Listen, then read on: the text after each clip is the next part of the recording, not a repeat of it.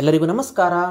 Karnataka teachers eligibility test ಶಿಕ್ಷಕರ ಅರ್ಹತಾ ಪರೀಕ್ಷೆ ಕುರಿತಾಗಿ ನಾವು ಹಿಂದಿ ಪ್ರಶ್ನೆ ಪತ್ರಿಕೆಯನ್ನು ಅಂದರೆ ಕಳೆದ ವರ್ಷದ ಪ್ರಿವಿಯಸ್ ಇಯರ್ ಕ್ವಶನ್ ಪೇಪರ್ಗಳನ್ನು ಬಿಡಿಸ್ತಾ ಬರೋಣ.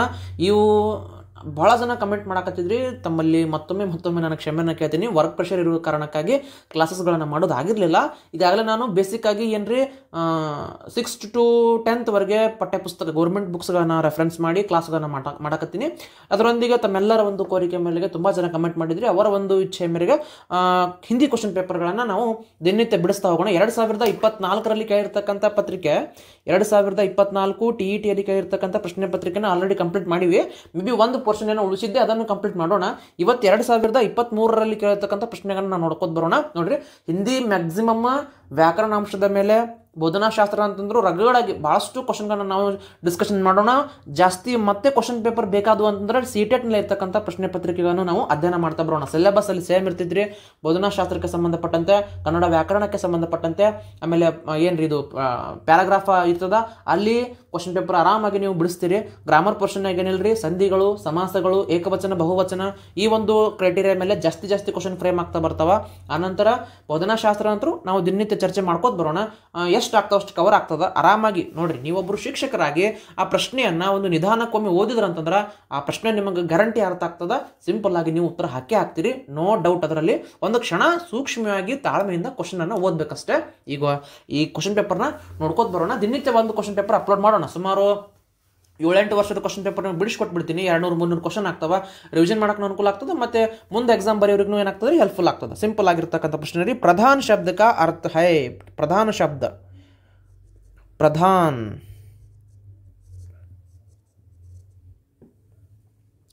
ಪ್ರಧಾನ ಶಬ್ದ ಕಾ ಅರ್ಥ ಕ್ಯಾ ಹೈ.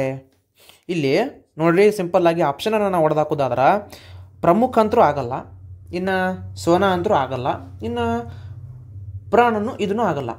ಇನ್ನು ಸಿಂಪಲ್ ಒಂದೇ ಉಳಿತು, ದೇನ. ಪ್ರಧಾನ್ ಮೀನ್ಸ್ ದೇನ. ಹಿಂಗೆ ಕ್ವಶನ್ ಕೇಳ್ತಿರ್ತಾನೆ. ನೋಡ್ರಿ, ಓದಿನೇ ಆನ್ಸರ್ ಹಾಕ್ಬೇಕಂತಿಲ್ಲ. ಈಗಾಗಲೇ ನೀವು ಆಲ್ರೆಡಿ ಓದಿರ್ತೀರಿ. ಕೆಲವೊಂದಿಷ್ಟು ಟ್ರಿಕ್ಗಳು, ಕೆಲವೊಂದಿಷ್ಟು ಮಾಹಿತಿಗಳು ನಮ್ಮ ಹತ್ರ ಮೊದಲ ತಾಳ್ಮೆ, ಪೇಷನ್ಸ್ಲಿಂದ ಕ್ವಶನನ್ನು ಓದ್ರಿ, ಆರಾಮಾಗಿ ಅದಕ್ಕೆ ನೀವು ಉತ್ತರವನ್ನು ಹಾಕ್ತೀರಿ. ಇನ್ನು ಕ್ವಶನ್ ನಂಬರ್ 6 ನೋಡೋಣ. ಕ್ವಶನ್ ನಂಬರ್ 6 ಏನು ಹೇಳ್ತದ? ಓಕೆ, ಸಹಾನುಭೂತಿ ಶಬ್ದ ಮೇ ಸಂಧಿ.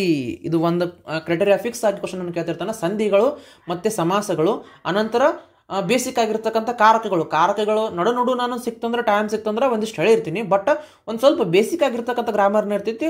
ಒಂದ್ಸಲ ನೀವು ರಿವಿಷನ್ ಮಾಡ್ಕೊಂಡ್ರೆ ಆರಾಮ್ ನಿಮ್ಮ ಕೈಯಾಗ ಮಾರ್ಕಸ್ ಬಂದ್ಬಿಡ್ತಾವ. ಅದನ್ನು ಸ್ವಲ್ಪ ನೆನ್ಪಿಟ್ಕೋತಾ ಹೋಗ್ರಿ. ತುಂಬ ಸಿಂಪಲ್ ಆಗಿರ್ತಕ್ಕಂಥ ಪ್ರಶ್ನೆ ಇದನ್ನು. ಸಹಾನುಭೂತಿ ದೀರ್ಘ ಸಂಧಿ. ಸಿಂಪಲ್ ಆಗಿ ಕ್ವಶನ್ ನಂಬರ್ ಇದು ಆಪ್ಷನ್ ಸಂಖ್ಯೆ 2 ಸರಿಯಾಗಿರ್ತಕ್ಕಂಥ ಉತ್ತರ. ಇನ್ಮೇಸೆ ಇಕ್ ಪ್ರತ್ಯಯ ವಾಲಾ ಶಬ್ದ. ಇದು ಭಾಳ ಇಂಪಾರ್ಟೆಂಟ್ ರೀ. ಇದ್ರ ಮ್ಯಾಗ ಜಾಸ್ತಿ ಕ್ವಶನ್ ಆಗ್ತಿರ್ತದ. ಇಕ್ ಪ್ರತ್ಯಯ ರೀ, ಯಾಕಂದ್ರೆ ಒಂದಿಷ್ಟು ಪ್ರತ್ಯಯಗಳಿಂದ ಒಂದಿಷ್ಟು ಶಬ್ದಗಳಾಗ್ತಿರ್ತಾವೆ. ಈ ಪ್ರತ್ಯಯ ಇದ್ರಾಗೈತೇನು? ವಿವೇಕ ಆಗಲ್ಲ. ವಿವೇಕ ಓದ್ರಿ, ಒಂದು ಶಬ್ದ ಉಚ್ಚಾರ ಮಾಡಿ ನೋಡ್ರಿ, ನಿಮಗೆ ಗೊತ್ತಾಗ್ಬಿಡ್ತದ. ವಿವೇಕ್ ಆಗಲ್ಲ. ಆಮೇಲೆ ಶ್ರಾವಕ್ ನೋ. ನೈತಿಕ್ ಈಕ್ ಪ್ರತ್ಯಯ ಆರಾಮಾಗಿ ಬಂತು. ನೈತಿಕ್, yes, this is a right answer. ಏನು ನೋಡುವಂಥ ಅವಶ್ಯಕತೆನೇ ಇಲ್ಲ ಇದ್ರಾಗ, ಹೌದಾ? ಇನ್ನು ಪಾವಕ್ ಇದನ್ನು ಆಗಲ್ಲ. Option 3 is the right answer. ಇಲ್ಲಿ ನೋಡ್ರಿ, ಇಕ್ ಪ್ರತ್ಯಯ ಸೆ ಬನೆ ಕುಚ್ ಶಬ್ದ ಧಾರ್ಮಿಕ್, ಹೌದಾ? ನಂತರ ಮಾಸಿಕ್, ವಾರ್ಷಿಕ್, ಆರ್ಥಿಕ್, ಈ ರೀತಿ ಪ್ರತ್ಯಯಗಳು ಸಿಂಪಲ್ ಆಗಿ ಬೇಸಿಕ್ ಕ್ವಶನ್ ಆರಾಮಾಗಿ ಉತ್ತರವನ್ನು ಹಾಕ್ಬೋದು. ಓಕೆ, ನೆಕ್ಸ್ಟ್ ಕ್ವಶನ್ಗೆ ಹೋಗೋಣ. 14ನೇ ಕ್ವಶನ್ ಬಿಡ್ರಿ, ಅದು ಪದ್ಯದಲ್ಲಿ ಐತಿ, ಆರಾಮಾಗಿ ಓದಿ ನೀವು ಹಾಕ್ತೀರಿ. ಇಲ್ಲಿ 15ನೇ ಕ್ವಶನ್, ಇನ್ಮೇ ಮೂಲ ಧಾತು ಹೈ. ಇದರಲ್ಲಿ ಯಾವುದು ಮೂಲ ಧಾತು? ಕರ್ಣ ಆಗೋಲ್ರಿ ಸರ, ಕರೋ ಆಗಲ್ರಿ ಸರ, ಕರೆ ಆಗಲ್ರಿ, ಕರ್ ಈಸ್ ದ ರೈಟ್ ಆನ್ಸರ್. ಸರಿ, ಯಾಕ್ರಿ ಅಂತಂದ್ರೆ ಧಾತು ಕ್ರಿಯಾಪದದ ಮೂಲ ರೂಪ, ಕ್ರಿಯಾಪದ ಕಾ ಮೂಲ ಶಬ್ದ ಹಿ ಹೋತಾ ಹೈ ಧಾತು. ಸಿಂಪಲ್. ಈ ರೀತಿ ಗ್ರಾಮರ್ ಕ್ವಶನ್ನಾಗ ಸಿಂಪಲ್ ಆಗಿ ಕೇಳ್ತಿರ್ತಾನೆ ರೀ. ಕ್ರಿಯಾಪದ ಅಂತಂದ್ರೇನು, ಕಾರಕಗಳು ಅಂದ್ರೇನು, ಏಕವಚನ ಬಹುವಚನದಲ್ಲಿ ಏನು ಕೆಲವೊಂದಿಷ್ಟು ವಿಶೇಷತೆಗಳಾದವಲ್ಲ ಅದ್ರ ಮ್ಯಾಗ ಕ್ವಶನ್ ಕೇಳ್ತಿರ್ತಾನೆ. ಇನ್ನು ಸಂಧಿ ಸಮಾಸೆ ಬಿಟ್ರ ಒಂದಿಷ್ಟು ಏನ್ರಿ ಸ್ಪೆಷಲ್ ಆಗಿರ್ತಕ್ಕಂಥ ಮುಹಾವರೆಗಳ ಮೇಲೆ ಪ್ರಶ್ನೆಯನ್ನು ಜಾಸ್ತಿ ಫ್ರೇಮನ್ನು ಮಾಡ್ಕೊತ ಬರ್ತಾನೆ. ಸ್ವಲ್ಪ ನೀವು ಒಂದಿಷ್ಟು ಗಮನ ಹರಿಸಿದ್ರೆ ನೀವು ಅದಕ್ಕೆ ಆರಾಮಾಗಿ ಉತ್ತರವನ್ನು ಹಾಕಬಹುದು. ಕ್ವಶನ್ ನಂಬರ್ 15 ನೋಡಿದ್ವಲ್ಲ, ಸರಳ ಐತಿ. ಕ್ವಶನ್ ನಂಬರ್ 15 3 ಸರಿಯಾಗಿರ್ತಕ್ಕಂತಹ ಉತ್ತರ ಆಗುತ್ತೆ. ಓಕೆ, ನೆಕ್ಸ್ಟ್ ಕ್ವಶನ್, ಬಿಲ್ಲಿ ಛತ್ ಸೆ ಕೂದ್ ಪಡಿ. ಬಿಲ್ಲಿ ಛತ್ ಸೆ ಕೂದ್ ಪಡಿ. ಇಲ್ಲಿ ನೋಡ್ರಿ, बिल्ली छत से कूद पड़ी.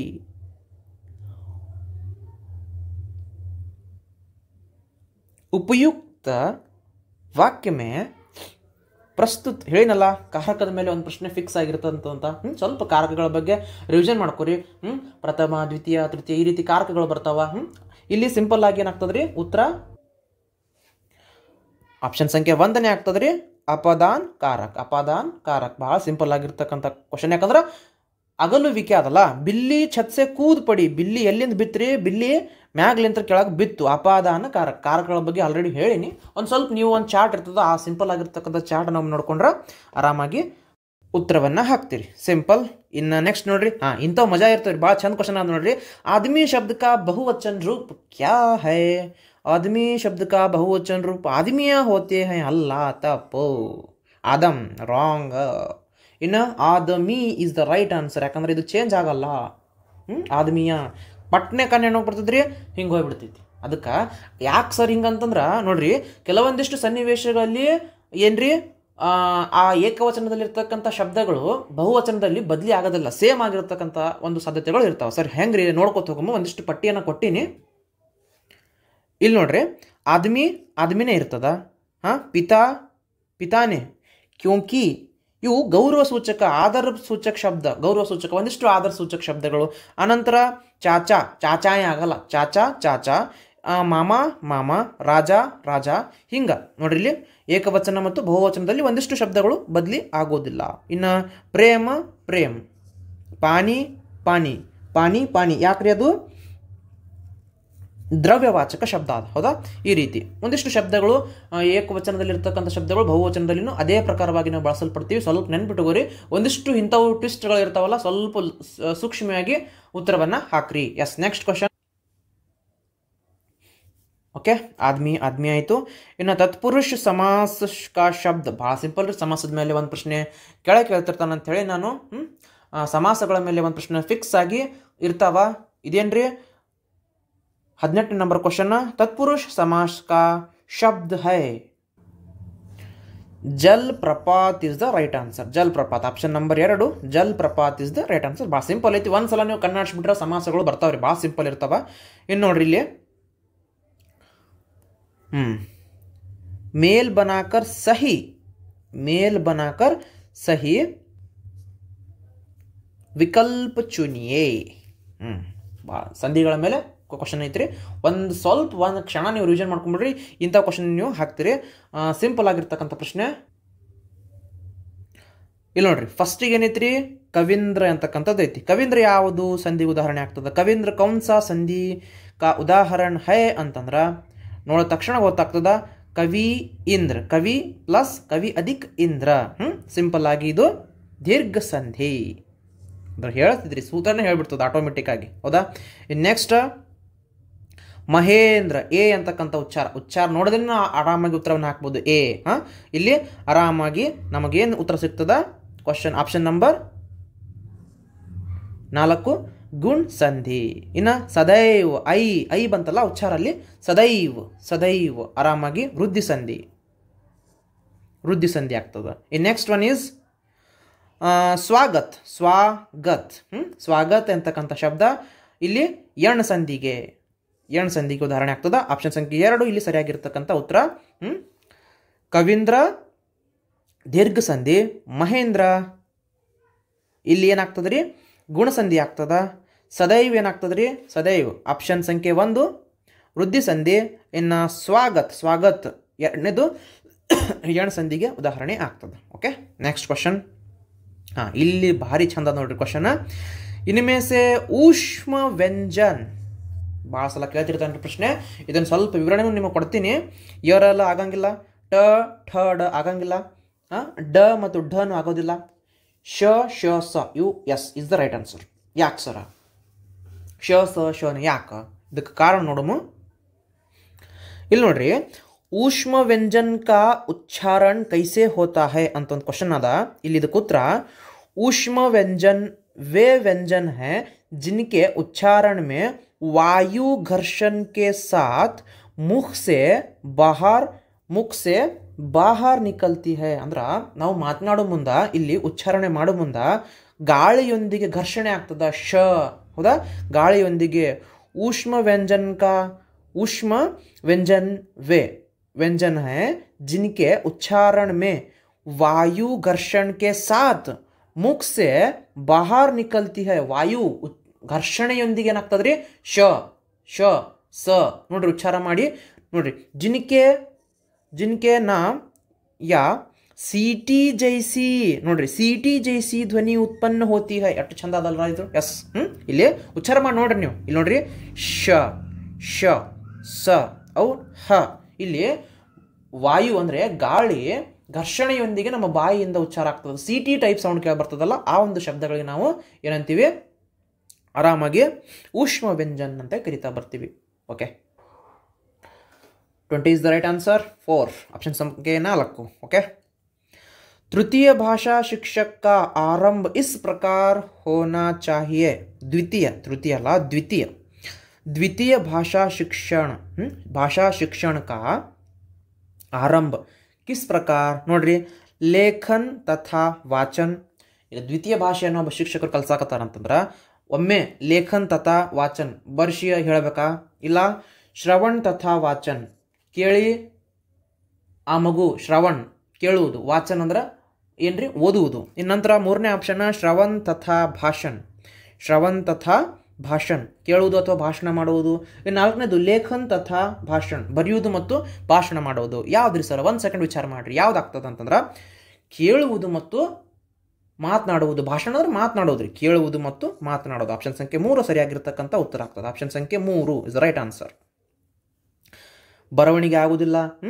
ಆಮೇಲೆ ಕೇಳುವುದು ಮತ್ತು ವಾಚನ ಆಗುವುದಿಲ್ಲ. ಮೊದಲು ಶ್ರವಣ ಮಾಡಬೇಕು, ಅನಂತರ ಭಾಷಣವನ್ನು ಮಾಡಬೇಕು. ಸರಿಯಾಗಿರ್ತಕ್ಕಂಥ ಲೇಖನ್ ತಥಾ ಭಾಷಣ ಇದನ್ನು ಆಗುವುದಿಲ್ಲ. ಇದು ಅಂದ್ರೂ ಆರಾಮಾಗಿ ಹೋಗ್ತವೆ, ಯಾಕಂದ್ರೆ ಫಸ್ಟಿಗೆ ಬರೆಯೋದಿಲ್ಲ. ಇನ್ನು ಶ್ರವಣ್ ತಥಾ ವಾಚನ ಆಗುವುದಿಲ್ಲ. ಶ್ರವಣ್ ತಥಾ ಭಾಷೆ ಏನಾಗಬೇಕ್ರಿ? ಅಲ್ಲಿ ಆರಾಮಾಗಿ ಭಾಷೆ ಹೊರಗೆ ಹೋಗಬೇಕು. ಈ ರೀತಿ ನೋಡ್ರಿ, LSRW ಮೇಲೆ ಬೇಸಾಗಿ ಕ್ವಶನ್ ಇರ್ತಾವೆ. LSRW ನೀವು ಕನ್ನಡ ಓದ್ಕೋರಿ, ಬೋಧನಾಶಾಸ್ತ್ರ, ಇಂಗ್ಲೀಷಾರ ಓದ್ರಿ, ಇಂಗ್ಲೀಷ್ ಆಗಿಂದ ಹಿಂದಿ ಯಾರ ನೋಡ್ರಿ. LSRW ಮೇಲೆ ಫಿಕ್ಸ್ ಆಗಿ ಒಂದು ಕ್ವಶನ್ ಕೇಳ್ತಾ ಬರ್ತಾನ. ಆಪ್ಷನ್ ಸಂಖ್ಯೆ 21ಕ್ಕೆ ಸಂಖ್ಯೆ ಆಪ್ಷನ್ ಇದು ಸರಿಯಾಗಿರ್ತಕ್ಕಂಥ ಉತ್ತರ ಆಗಿದೆ. ನೆಕ್ಸ್ಟ್ ಕ್ವಶನ್ ನೋಡೋಣ.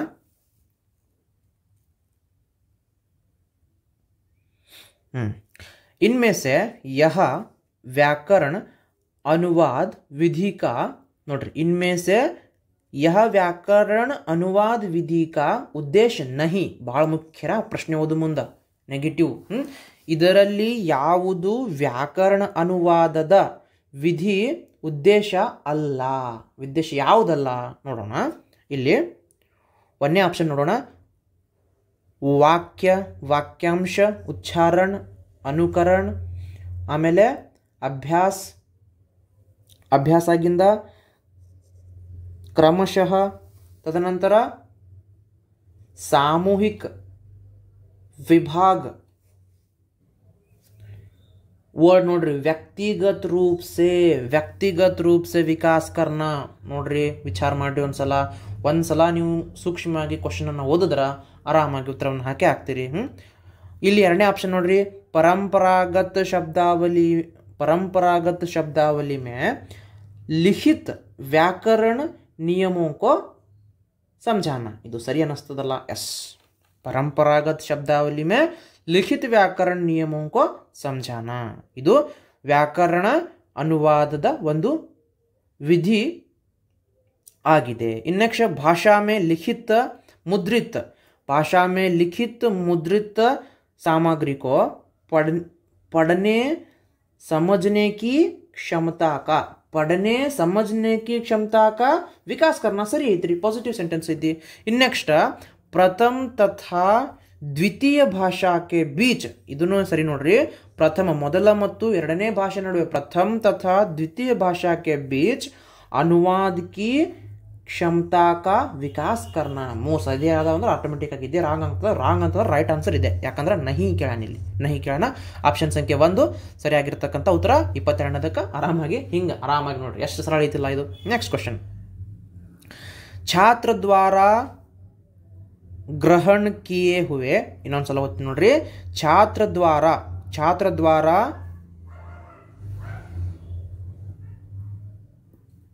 ಇನ್ನೊಮ್ಮೆ, छात्र द्वारा ग्रहण किए हुए ज्ञान का अथवा किसी कौशल में निपुणता ಅಂದ್ರೆ ಪ್ರಬುದ್ಧವಾಗಿರೋದು, निपुणता का मापन इस परीक्षा के द्वारा होता है. डायरेक्ट क्वेश्चन ರೀ ಇದು ಉಪಲಬ್ಧಿ ಪರೀಕ್ಷಾ. ನೆನ್ಪಿಟ್ಕೊಂಡ್ಬಿಡ್ರಿ, ಉಪಲಬ್ಧಿ ಪರೀಕ್ಷಾ ಇದಕ್ಕೆ ಸರಿಯಾಗಿರ್ತಕ್ಕಂಥ ಉತ್ತರವಾಗ್ತದೆ. ಉಪಲಬ್ಧಿ ಪರೀಕ್ಷಾ ಇವು ಯಾವ ಆಗೋದಿಲ್ಲ. ನೈದಾನಿಕ ಅಂತರೂ ಆಗೋದಿಲ್ಲ, ಆರಾಮಾಗಿ ಹಾಕ್ರಿ. ಇದನ್ನು ಆಗೋದಿಲ್ಲ. ಅನಂತರ ಧ್ವನಿ ಇದನ್ನು ಆಗೋದಿಲ್ಲ. ಆರಾಮಾಗಿ ಆಪ್ಷನ್ ಸಂಖ್ಯೆ 4 ಸಿಂಪಲ್ ಆಗಿರ್ತಕ್ಕಂಥ ಉತ್ತರ. Okay, next question. एक समूह के, नोड्री, एक समूह के व्यक्तियों में समूह की औसत से मानसिक अवस्था, नोड्री ಇನ್ನೊಮ್ಮೆ ಓದ್ತೀನಿ, ಕ್ವಶನ್ ಚಂದ ಆದ್ರಿ ಇದು. एक समूह के व्यक्तियों में समूहों की औसत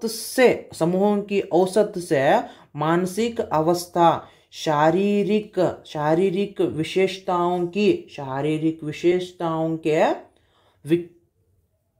विचलन, शारीरिक विशेषताओं के विचलन को कहते हैं. क्या कहते हैं? क्वेश्चन नोड्ರಿ ಎಷ್ಟು ಚಂದ ಇದು. ಒಂದು ಸೆಕೆಂಡ್ ಇಲ್ಲಿರ್ತಕ್ಕಂಥ ಶಬ್ದಗಳನ್ನ ನೋಡ್ರಿ. ಸಮೂಹ ಐತ್ರಿ, ಸಮೂಹಕ್ಕೆ ವ್ಯಕ್ತಿಯೋ, ಸಮೂಹದ ವ್ಯಕ್ತಿಗಳಲ್ಲಿ, ಸಮೂಹೋं की औसत, सरासरी, औसत मीन सरासरी से मानसिक अवस्था, मानसिक अथवा शारीरिक विशेषताओं के विचलन को सिंपल रीली ಏನಂತೆ ಕರಿತೀವಿ? ವ್ಯಕ್ತಿಗತ ಭಿನ್ನತೆ ಅಂತ ಹೇಳಿ ಕರಿತಾ ಬರ್ತೀವಿ. ಸ್ವಲ್ಪ ಕ್ವಶನ್ ಸರಳ ಐತಿ, ಸ್ವಲ್ಪ ಓದಾಕಷ್ಟೇ ಗೊಂದಲಾಗ್ತದ. ಆ ಶಬ್ದ ನಮಗೆ ಸಿಕ್ತಂತಂದ್ರೆ ನಾವು ಆರಾಮಾಗಿ ಇದಕ್ಕೆ ಉತ್ತರವನ್ನು ಹಾಕ್ಬೋದು. ಇಲ್ಲಿ ನೋಡ್ರಿ, ನೆಕ್ಸ್ಟ್ ಕ್ವಶನ್. ವ್ಯವಹಾರ के अर्जन में क्रमशः प्रगति की प्रक्रिया को, सिंपल ಇದು ಬಂತಲ್ಲ ಶಬ್ದ, क्रमशः प्रगति की प्रक्रिया ಬಂತಲ್ಲ, अधिगम कलिके. Simple question. व्यवहार के अर्जन में क्रमशः प्रगति का प्रक्रिया, प्रगತಿಯ ಪ್ರಕ್ರಿಯೆನ ಕಲಿಕೆ, अधिगम ಅಂತ ಕರಿತಾ ಬರ್ತೀವಿ. ಇವು ಯಾವ ಆಗಂಗಿಲ್ಲ, ಇದನ್ನಲ್ಲ. ಸಿಂಪಲ್. ನೆಕ್ಸ್ಟ್ ಕ್ವೆಶ್ಚನ್, 26ನೇ ಪ್ರಶ್ನೆ. 25ನೇ ಆಪ್ಷನ್ ಸಂಖ್ಯೆ 3 ಸರಿಯಾಗಿರ್ತಕ್ಕಂಥ ಉತ್ತರ. 26ನೇ ಕ್ವೆಶ್ಚನ್, 26ನೇ ಪ್ರಶ್ನೆ ನೋಡ್ರಿ. कक्षाध्यापन के समय अध्यापक के आदर्श वाचन के पश्चात छात्रों से एक कर इस प्रकार के वाचन को कराया जाता है. ಅನುಕರಣ ವಾಚನ ಅಂದ್ರೆ ಒಂದೊಂದಾಗಿ ಓದಿಸ್ತಾ ಹೋಗೋದು, ಅನುಕರಣೆಯನ್ನ ಮಾಡಿಸ್ತೋದು. ಬಹಳ ಸಿಂಪಲ್ ಆಗಿರ್ತಕ್ಕಂಥ ಪ್ರಶ್ನೆ ಇದನ್ನು. ನೆಕ್ಸ್ಟ್ 27ನೇ ಪ್ರಶ್ನೆ, ಅನುಕರಣ. ಇದು ನೆನ್ಪಿಟ್ಕೋರಿ. ಇನ್ನು ನೆಕ್ಸ್ಟ್ ಕ್ವಶನ್ ಏನಾದ್ ನೋಡ್ರಿ. ಪಠ್ಯ ವಸ್ತು ಕೋ सजीव तथा सरल बनाने वाले को कहते हैं. Simple question. पाठ्य वस्तु को सजीव तथा सरल बनाने वालों को कहते हैं. क्या कहते हैं? ಅಂದ್ರೆ ಈಗ ಪಠ್ಯ ವಸ್ತು ಐತಿ, ಅದನ್ನ ಸರಳ ಮಾಡುವುದಕ್ಕೆ, ಅದನ್ನ ಸರಳವಾಗಿ ಅರ್ಥ ಮಾಡ್ಕೊಳ್ಳೋಕೆ ಏನು ಸಾಮಗ್ರಿಗಳನ್ನು ಯೂಸ್ ಮಾಡ್ತೀವಿ? ಸಹಾಯಕ ಸಾಮಗ್ರಿ, ಸಹಾಯವನ್ನ ಮಾಡ್ತಕ್ಕಂಥ ಸಾಮಗ್ರಿಗಳನ್ನ ಬಳಸ್ತೀವಲ್ಲ. ಸಿಂಪಲ್, ಒಂದನೇ ಆಪ್ಷನ್ನೇ ಕರೆಕ್ಟ್ ಆಗ್ತದ. ಎರಡನೇದ್ದು ಆಗೋದಿಲ್ಲ. ನೆಕ್ಸ್ಟ್ ಛಾತ್ರಾವಾಸ ಸಾಮಗ್ರಿ ಆಗೋದಿಲ್ಲ. ನಾಲ್ಕನೇದ್ದು ಆಗೋದಿಲ್ಲ. ಆಪ್ಷನ್ ಸಂಖ್ಯೆ 1 ಸರಿಯಾದ ಉತ್ತರ. Question number 28. छात्रों की कल्पना शक्ति को यह विकसित करता है. ಮಕ್ಕಳ ಒಂದು ಬೌದ್ಧಿಕ ಛಾತ್ರ ಕಿ ಕಲ್ಪನಾ ಶಕ್ತಿ, ಕಲ್ಪನೆಯ ಶಕ್ತಿಯನ್ನ ಯಾವುದು ಇದರಲ್ಲಿ ವಿಕಾಸಗೊಳಿಸ್ತದ? ಸಿಂಪಲ್ ಕ್ವಶನ್ ಐತಿ. ವ್ಯಾಕರಣ ಪಾಠ ಹೌದಾ? ಒಂದು ಸೆಕೆಂಡ್ ವಿಚಾರ ಮಾಡೋಣ. ವ್ಯಾಕರಣ, ಮಕ್ಕಳ ಕಲ್ಪನೆ ಬಂತು, ಹಾಡ ಬಂತು, ರಾಗ ಬಂತು, ತಾಳ ಬಂತು. ಎಲ್ಲಿ ನೋಡಕ್ಕೆ ಹೋಗಬಾರ್ದು? ಕವಿತಾ ಪಾಠ, ಪದ್ಯಗಳನ್ನು ಓದೋದ್ರಿಂದ ಮಕ್ಕಳ ಕಲ್ಪನೆಯ ಶಕ್ತಿ ಹೆಚ್ಚಾಗ್ತದ. ಈ ಕ್ವಶನ್ ಯಾವ ಬೋಧನಾ ಶಾಸ್ತ್ರದಾಗ ಇಲ್ಲ ನನಗೆ ಈಗ ಹೇಳ್ರಿ. ಕನ್ನಡದಾಗೂ ಬರ್ತದೆ, ಹಿಂದಿದಾಗೂ ಬರ್ತೈತಿ, ಆಮೇಲೆ ಇಂಗ್ಲೀಷ್ನಾಗೂ ಬರ್ತದೆ, ಹೌದಾ? ಪೋಯಟ್ರಿ, ಇಮ್ಯಾಜಿನೇಷನ್ ಪವರ್, ಕಲ್ಪನೆಯ ಶಕ್ತಿ, ಹೌದಲ್ಲ? ಸೇಮ್ ಇರ್ತದ. ಸರಳವಾಗಿ ಓದ್ಕೋರಿ, ಸಿಂಪಲ್ ಆಗಿ ಓದ್ರಿ, ಆರಾಮಾಗಿ ಟಿ ಕ್ಲಿಯರ್ ಆಗ್ತೈತಿ. ಟಫ್ ಐತಿ ಅಂತ ತಲೆ ಕೆಡ್ಸ್ಕೊಬೇಡ್ರಿ, ಆರಾಮಾಗಿ ಓದ್ಕೋತ ಹೋಗ್ರಿ. Okay, next. ಭಾಷಾ ಕಾ ಏಕ್ ಅಭಿಲಕ್ಷಣ ಹೈ ಯಾದೃಚ್ಛಿಕತಾ. ಹೆಂಗೈತಿ ಹಂಗೆ, ಯಾದೃಚ್ಛಿಕತಾ ಅಂದ್ರೆ ಹೆಂಗೈತಿ ಹಂಗೆ. ಜೈಸೆ ಇಚ್ಛಾ ಹೋ, ಸಿಂಪಲ್. ಆಪ್ಷನ್ ಸಂಖ್ಯೆ ನೋಡ್ರಿ, ಓದಿ ಕ್ವಶನ್ ಪೇಪರ್ ಬಿಡಿಸಿ ರೂಢಿ ಆಗಿಬಿಡ್ತದೆ, ಅದು ಪಟಕ್ಕನೆ ಆನ್ಸರ್ ಬಂದಾಗ್ಬಿಡ್ತದೆ. ಆಪ್ಷನ್ ಸಂಖ್ಯೆ 3 ಜೈಸೆ ಇಚ್ಛಾ ಹೋ, ಹೆಂಗೆ ಐತಿ ಹಂಗ. ಆಪ್ಷನ್ ಸಂಖ್ಯೆ 3. इनमें से यह अर्थ परिवर्तन की दिशाएं नहीं है, अर्थ परिवर्तन की दिशाएं नहीं है ಅಂತ ಕೇಳೋಣ. ಅಂದ್ರೆ ಇದಾಗ 3 ಅದಾವ. ಯಾವ್ಯಾವ್ರಿ ಸರ್ ಅಂತಂದ್ರ ಅರ್ಥ ವಿಸ್ತಾರ್, ಅರ್ಥ ಸಂಕೋಚ್, ಇನ್ನು ನೆಕ್ಸ್ಟ್ ಅರ್ಥಾದೇಶ್. ಎಸ್, ಇವು 3 ಆಗ್ತವ, ಇದು ಆಗೋದಿಲ್ಲ. ಆಪ್ಷನ್ ಸಂಖ್ಯೆ 4 ಸರಿಯಾಗಿರ್ತಕ್ಕಂಥ ಉತ್ತರ ಇದೇ ಆಗ್ತದ. ಆಪ್ಷನ್ ಸಂಖ್ಯೆ 4 ಆಗೋದಿಲ್ಲ. ಅರ್ಥೋಪಮ ಇದು ಕೌನ್ಸಾ ನಹಿ ಹೈ ಅಂತ ಕೇಳೋಣ, ಪ್ರಕಾರ ಇದು ಅಲ್ಲ. ಓಕೆ, ಆಪ್ಷನ್ ಸಂಖ್ಯೆ 4 ಸರಿಯಾಗಿರ್ತಕ್ಕಂಥ ಉತ್ತರ. ನೋಡ್ರಿ, ಇಲ್ಲಿ ನಾವು ಏನು ಮಾಡೀವಿ, ಭಾಗ 1 ಫಸ್ಟ್ ಏನು ಹಿಂದಿ ಬರೀತಿರಲ್ಲ ಆ ಒಂದು ಪ್ರಶ್ನೆಯನ್ನು ಬರ್ಕೊಂಡ್ಬಿಟ್ಟಿವಿ. ಇನ್ನು ಸೆಕೆಂಡ್ ಲ್ಯಾಂಗ್ವೇಜ್ ಯಾರು ಹಿಂದಿ ಬರೀತೀರಿ ಅಲ್ಲಿನೂ ಪ್ರಶ್ನೆಗಳಿರ್ತಾವ. ಅಲ್ಲಿನೂ ನಮಗೆ ನೋಡ್ರಿ ಸಿಲೆಬಸ್ ಸೇಮ್ ಇರ್ತೈತಿ. ಕ್ವಶನ್ ಡಿಸ್ಕಷನ್ ಮಾಡೋದು, ಅಲ್ಲಿರ್ತಕ್ಕಂಥ ಮಾಹಿತಿಯನ್ನು ಪಡ್ಕೊಳ್ಳೋದು, ಯಾವ ಮಾಹಿತಿ ಯಾವಾಗ ಅನುಕೂಲ ಆಗ್ತದೆ ಗೊತ್ತಿಲ್ಲ. ಇದೇ ನಮ್ಗೆ ಯಾಕಂದ್ರೆ 100 ಮಾಡೆಲ್ ಕ್ವಶನ್ ಪೇಪರ್ಗಳನ್ನು ಬಿಡಿಸೋದ್ರಿಂದ 100 ಮಾಡೆಲ್ ಕ್ವಶನ್ ಪೇಪರ್ಗಳನ್ನು ಬಿಡಿಸೋದಕ್ಕಿಂತ ಒಂದು ಗೌರ್ಮೆಂಟ್ ಕ್ವಶನ್ ಪೇಪರ್ ಬಿಡಿಸೋದು ಭಾಳ ಮುಖ್ಯವಾಗ್ತದ. ನೀವು TET ಕ್ವಶನ್ ಪೇಪರ್ ಬಿಡಿಸ್ರಿ, CTET ಬಿಡಿಸ್ರಿ, ಯಾವ್ದಾರ ಬಿಡಿಸ್ರಿ ಒಟ್ಟ. ಆದ್ರೆ ಪ್ರಶ್ನೆಗಳನ್ನು ಎಷ್ಟು ನಾವು ಜಾಸ್ತಿ ಬಿಡಿಸ್ಕೊತ ಹೋಗ್ತೀವಿ ಅಷ್ಟು ನಮ್ಮ ಸಾಮರ್ಥ್ಯ, ಅಲ್ಲಿ ಧೈರ್ಯ ಎಕ್ಸಾಮ್ ಹಾಲ್ದಲ್ಲಿ ಹೆಚ್ಚಾಗ್ತದ. ಸಿಂಪಲ್ ಆಗಿ ನೀವು ನೋಡ್ರಿ, ಬಿಡಿಸಿ ಆಟೋಮೆಟಿಕ್ ಆಗಿ ಆನ್ಸರ್ಗಳು ನಿಮ್ಮ ಬಾಯಾಗ ಬಂದ್ಬಿಡ್ತಾವೆ. ಅರ್ಧ ಸಿಲೆಬಸ್ ನಮ್ಮದು ಕ್ವಶನ್ ಪೇಪರ್ಗಳ ಮೂಲಕನೇ ಕವರ್ ಆಗ್ತಾ ಹೋಗ್ತದೆ, ಹೌದಾ? ಅಂದ್ರೆ ಸರೌಂಡಿಂಗ್ ಆಗಿರ್ತಕ್ಕಂಥ ಮಾಹಿತಿಯನ್ನು ನಾವು ಸಂಗ್ರಹಣೆ ಮಾಡ್ಕೊತ ಹೋದ್ರೆ ಮುಗೀತು. ಸಿಲೆಬಸ್ ಅದೇ ಇರ್ತೈತಿ. ಫಸ್ಟ್ ಲ್ಯಾಂಗ್ವೇಜ್ನಾಗ ನಾವು ಅದೇ ಕೇಳ್ಬೇಕ್ರಿ. ಆಮೇಲೆ ಸೆಕೆಂಡ್ ಲ್ಯಾಂಗ್ವೇಜ್ ಹಿಂದಿ ಯಾರು ಬರಕತ್ತಾರ ಅಲ್ಲಿನೂ ಅದೇ ಕೇಳಬೇಕು. ನೋಡ್ರಿ, ಸಿಂಪಲ್ ಇಲ್ಲಿ ನಾವು ಹೇಳ್ಬಿಡ್ತೀನಿ ನಿಮಗೆ. ಇಲ್ಲಿ ವ್ಯಾಕರಣಾಂಶವನ್ನು ಕೆಲವೊಂದಿಷ್ಟು ಕೇಳ್ತಾನೆ, ವ್ಯಾಕರಣದ ಬಗ್ಗೆ. ಅದ್ರಾಗ ಸಂಧಿ, ಸಮಾಸ, ಕಾರಕಗಳು, ಶಬ್ದಾರ್ಥ ಅಂದ್ರೆ ಸಮಾನಾರ್ಥಕ ಶಬ್ದಗಳು ಇರ್ತಾವಲ್ಲ, ಶಬ್ದಾರ್ಥಗಳು, ಮುಹಾವರೆ ಅಂತ ಕೇಳ್ತೀವಿ.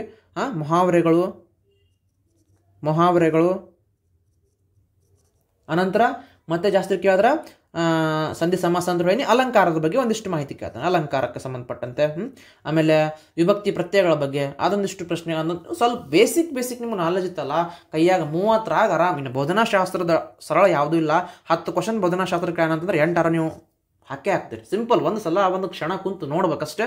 ಆ ಕ್ವಶನ್ ನೋಡ್ರಿ, ಒಂದ್ಸಲ ವಿಚಾರ ಮಾಡ್ರಿ, ಹಾಕ್ರಿ. ಯಾಕಂದ್ರೆ 30 ಕ್ವಶನ್ ಇದ್ರಾಗ ಅದಾವ ಅಂತಂದ್ರೆ ನಿಮ್ಗೆ 25, 26 ಆರಾಮ್ ಬರ್ತಾವು. ಸ್ವಲ್ಪ ಶಾಂತ ರೀತಿಯಿಂದ, ಯಾಕಂದ್ರೆ ಸ್ಕೋರಿಂಗ್ ಸಬ್ಜೆಕ್ಟ್ ಅಲ್ಲ ಇದು, ಶಾಂತ ರೀತಿಯಿಂದ ಕುಂತು ವಿಚಾರ ಮಾಡಿ ಉತ್ತರವನ್ನು ಹಾಕ್ರಿ. ಇನ್ನು ಪ್ಯಾರಾಗ್ರಾಫ್ ಅಂತ ಓದ್ತೀರಿ, ಆನ್ಸರ್ನ ಹಾಕ್ತೀರಿ. ಪದ್ಯ ಇರ್ತದೆ, ಪದ್ಯ ಓದ್ತೀರಿ, ಆನ್ಸರ್ ಹಾಕ್ತೀರಿ. ಆರಾಮಾಗಿ ಇದು ಫಸ್ಟ್ ಪೋರ್ಷನ್ ನಿಮ್ಮದು ಕ್ಲಿಯರ್ ಆಗ್ತದೆ. ಪೇಪರ್ 1, ಪೇಪರ್ 2 ಎರಡೂ ನೋಡ್ಕೊಳ್ಳೋನು. ನೀವು ಪೇಪರ್ 1 ಆರ ಬರೀರಿ, ಇಬ್ಬರಿಗೂ ಅನುಕೂಲ ಆಗ್ತದೆ. ಪೇಪರ್ 1 ಆರ ಬರೀರಿ, ಪೇಪರ್ 2 ಹಿಂದಿ ಆರ ಬರೀರಿ. ಯಾವ್ದಾರ ಲ್ಯಾಂಗ್ವೇಜ್ ಬರೆದ್ರೂ ನಿಮ್ಗೆ ಹೆಲ್ಪ್ ಆಗ್ತಾ ಹೋಗ್ತದೆ. ಓಕೆ, ಈಗ ನೆಕ್ಸ್ಟ್ ಇದೇ ಎಕ್ಸಾಮ್ 2023ರಲ್ಲಿ ಇನ್ನೊಂದು ಕ್ವಶನ್ ಪೇಪರ್ ಅದಲ್ಲ ಹಿಂದಿ, ಅದನ್ನು ನಾವು ನೋಡ್ಕೊತ ಬರೋಣ. ಕ್ವಶನಲ್ಲಿ ನಮಗೆ ಮತ್ತಿಷ್ಟು ಮಾಹಿತಿ ಸಿಗ್ತಾ ಹೋಗ್ತದೆ. ಎಸ್, ನೆಕ್ಸ್ಟ್ ಕ್ವಶನ್ ಪೇಪರ್ ನಾಳೆ ದಿನದಲ್ಲಿ ಭೇಟಿ ಆಗೋಣ. ಎಲ್ಲರಿಗೂ ನಮಸ್ಕಾರ ಮತ್ತು ಧನ್ಯವಾದಗಳು.